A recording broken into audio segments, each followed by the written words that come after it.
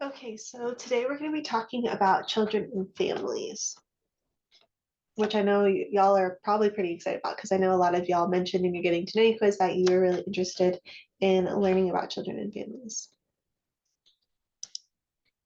Oop, one, two, oop. Okay, there you go. So first we're going to be talking about socialization in children. We touched on this in our lecture on gender, but we'll discuss this a little bit more on what parents do and why socialization is so important. Then we'll be talking about the differences in socialization practices and how they vary based off race, gender, social class, and religion. And then we're going to talk about time spent with children, specifically how much time parents are spending with their children and what they do when they spend time with their children.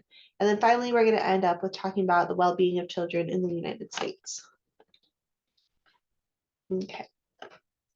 So in general, parents provide their children with love and support, shelter, clothes, and other basic needs, and they teach their children autonomy and how to function in the world. Overall, they provide children guidance on how the world works through socialization, which is how children learn about their society.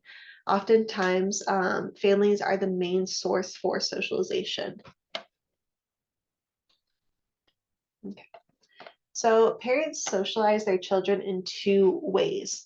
First, they provide emotional support and they teach their children control.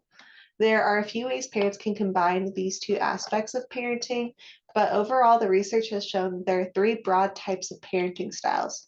First, there's authoritative style, which is when parents combine high levels of emotional support with consistent, moderate control. Parents who provide consistent warmth and affection, but have firm and consistent discipline would be considered authoritative parents. Oftentimes, the discipline that they do give is moderate, follow natural consequences, and parents provide an explanation and reason for their discipline. So, why they give a specific punishment so that the child understands.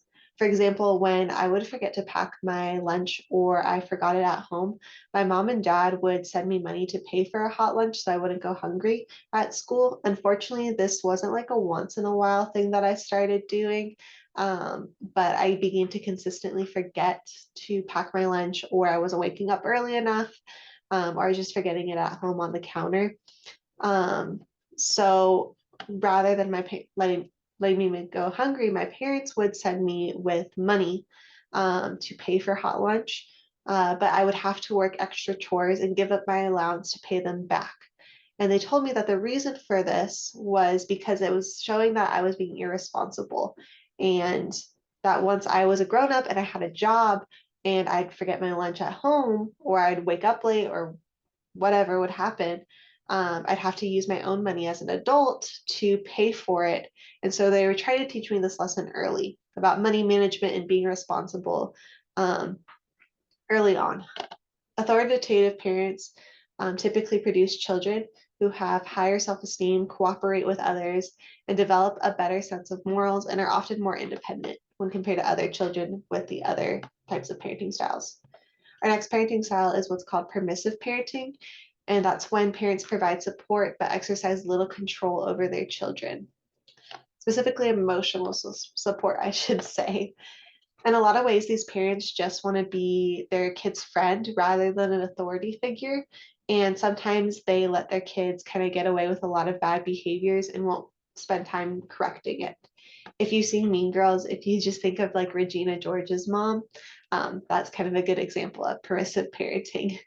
The last style is what's called authoritarian parenting, which is when parents provide low emotional support with coercive attempts for control. These are parents who don't really say I love you or really show any type of affections towards their children. They'll often control their children's behavior to an extreme, like not letting them hang out with friends at all, maybe even controlling their friend group, giving harsh punishments for poor grades, and often say things like, because I told you so, when their child asks why they're being asked to do something or why they're being punished in a specific way. Parents who use permissive or authoritarian parenting often produce children who are less competent, show more behavioral problems, and have higher rates of depression and anxiety. So I do want to note that the three category classification we just discussed of the parenting styles may not work for all parents of different ethnic backgrounds. So research has found that African American parents are more likely to use physical punishments like spanking when compared to white parents, and Asian American parents are more likely to value control and obedience when compared to white parents. But these findings may not necessarily mean that these groups are bad parents or that their children are headed towards bad outcomes. Rather, research has found that African American children who were spanked displayed fewer behavioral problems when compared to white children who were also spanked. Because spanking is more commonly accepted in African American homes and culture, children don't necessarily see it as a bad thing or as a harsh form of punishment, but it's a way of their parents expressing concern for them and trying to teach them not to do something is how they typically see it. Parents of different ethnic backgrounds also may emphasize certain values and norms over others. So, for example, again, Asian American families value obedience and strong family ties because of their cultural values, and that as a result is going to affect their parenting style, which leans towards more authoritarian typically, but it's because of their cultural values and norms. Moving to social class, we know that from our lecture on social class that middle class parents prioritize teaching their children autonomy and creativity, while lower class parents value conformity and obedience. And the way that they teach these values and why they teach these specific values is because those traits are needed for the jobs that those parents do. So they anticipate that their children will probably pursue similar career paths and want to prepare them as a result. And then as we learned in our gender lecture, we also know that parents encourage certain behaviors in their children based off their gender. So parents tend to encourage their girls to be more patient, to be more gentle, to be more feminine, while they may encourage their boys to be more assertive and aggressive because those are considered more masculine traits. Parents and what they socialize or what values they encourage in their children may differ based on religion. So, for example, research has found that Protestant fathers tend to be more authoritarian because that religion emphasizes that men are the heads of the household and must be strict and enforce all discipline. So that their religious beliefs affect not only what they teach their children, but how they parent as well. Okay. Let's talk about fathers. So most research on parenting and child outcomes tends to focus on mothers and their children. I am trying to do research on fathers, but every time I tell people that that's kind of where my research is headed, everyone tells me good luck because it's really hard to get fathers to participate in research. But fathers are incredibly important to a child's development, and the research is now exploring how exactly fathers contribute to their child's development. We just need more men to actually participate in that research. But overall, the research does support that fathers have a positive impact on a child's development by how they interact with them through conversations, play, and discipline. Children whose fathers play with them, talk to them, and assist them through supportive behavior tend to have better cognitive outcomes. And fathers also indirectly support their children through financial provision and by having a positive co-parenting relationship with the mother. Okay. Now we'll talk about other types of family formation. Specifically, we'll talk about adoption, and then we'll move towards LGBTQ parenthood. But first, let's talk about adoption. Most children who are adopted have really great outcomes, although some people show hesitancy towards adoption. Today, about 2% of children under the age of 18 in the US are adopted, and the rates of adoption are declining. In the past, adoption was more common, but with the rise of access to birth control, the increased acceptance of non-marital pregnancy, the legalization of abortion, and the increased access to reproductive technology like IVF has led to the decline in adoption in the US. For children born within the United States, about half of those children are adopted through private agencies, while the other half is adopted through the foster care system. When we look at the foster care system, most parents adopt children within the foster care system because they wanted to provide a child with a permanent home rather than having to move between homes in the foster care system. Adoptions of children from other countries peaked in the 2000s and has slowly been declining. there's been a rise and decline in transnational adoptions, and those rises and declines are typically due to changes in adoption policies, geopolitics, and globalization. So it kind of all depends on those factors and how easy it is to kind of adopt a child from a different nation. But modern technology and communication systems have really allowed transnational adoptions to be more possible, and for more families to connect. Okay. Now we'll move on to LGBTQ parenthood. So as we discussed in lecture 6, there are a few different ways LGBTQ couples can become parents, but more commonly it's through reproductive assistance and adoption. Up until recently, becoming a parent as an LGBTQ couple was difficult, and many families experience prejudice and discrimination, although that does still happen today, obviously. However, this has begun to shift. The first openly LGBTQ parents typically tended to be women who identified as lesbian, but now we're able to see a lot more diverse families in the US. Overall, the research has found that children who are raised by same-sex parents do not significantly differ from children raised by opposite-sex parents, so they don't have worse outcomes because of their parents' gender. They have just as good outcomes, just to clarify. Okay. So now that we've kind of talked about what parents do and how they go about parenting, and the ways that people become parents, let's talk about the various obstacles that can keep parents from parenting well. First, we'll discuss the effects of poverty and unemployment. So oftentimes poverty means that parents will struggle to provide the basic needs for their children. Sometimes the effects of poverty can impact children even before they're born. Because pregnant and low-income women often receive inadequate prenatal care and are often at higher risks of experiencing a stillborn birth. My friend, she's a nurse, and she was a labor and delivery nurse for a little bit before she left because of kind of the struggle she was seeing in the labor and delivery nurse. She worked in a low-income area at a hospital that would see uninsured people. So anyone was able to go to this hospital, and a lot of her clients, or not her clients, her patients, were low-income women. And she saw more stillborn births than she had wanted to see. And it's a very real struggle for these women to receive proper care. And as a result, a lot of these babies struggle to come into the world, I guess is the best way to say it. And poverty and unemployment can also have obviously really negative impacts on the family dynamic overall after the child is born. So research has found that when parents lose their jobs or have to cut back their hours or are laid off, this can lead to economic pressure, which leads to many parents, specifically fathers, becoming more irritable, hostile, and angry towards other family members. When parents lash out due to stress, children can develop symptoms of anxiety and depression because many children report feeling that they have to walk on eggshells around those parents. Poverty can also limit the amount of energy parents have to actually take time to parent their children.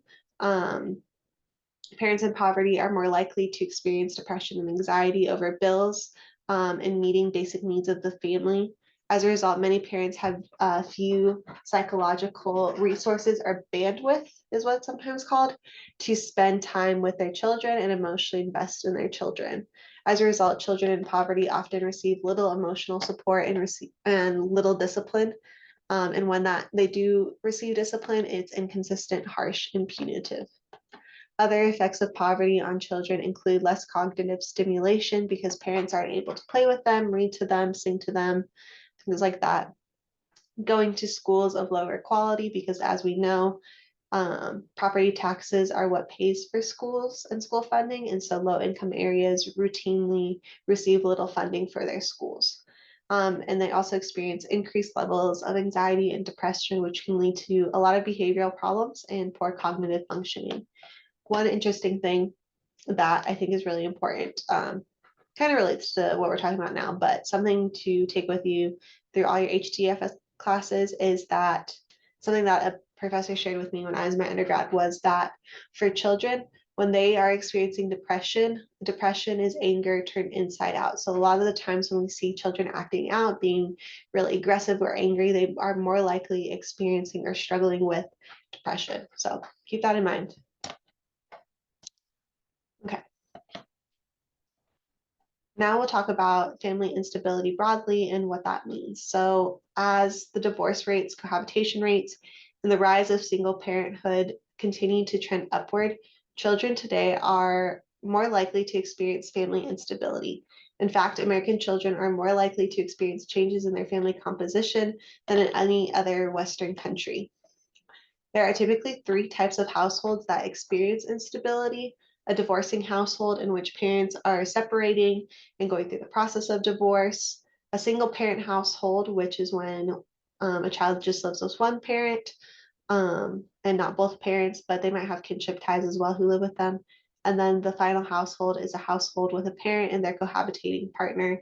So that person is likely not related to the child. The cohabitating partner is not likely related to the child, but they do live together with the child. With these types of households, children may experience multiple types of family transitions in their lifetime. There's also a rise in multiple partner fertility, which is having children with more than one partner during one's lifetime. Today, about 13% of men and 19% of women have children with more than one partner. This phenomenon has led to complex family households, which is not necessarily a problem in itself, but it can complicate child rearing. So, for example, there might be multiple partners paying child support, or there might be, a stepchild or half sibling in the parenting lines for let's say it's the dad is the step parent, but also the father to the half sibling.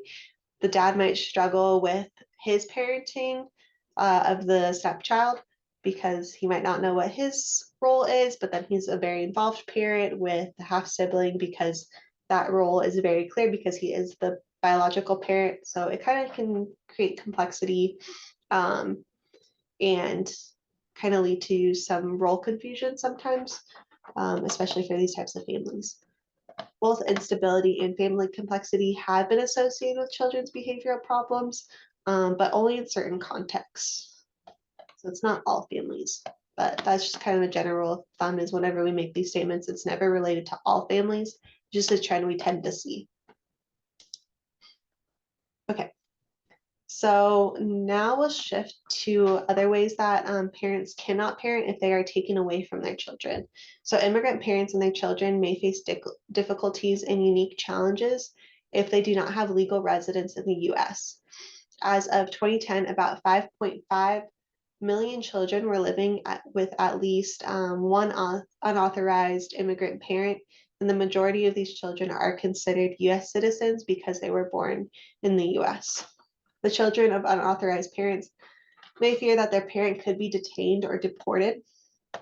Unauthorized parents are also unable to receive welfare benefits, but their children are able to receive some benefits due to their citizenship status.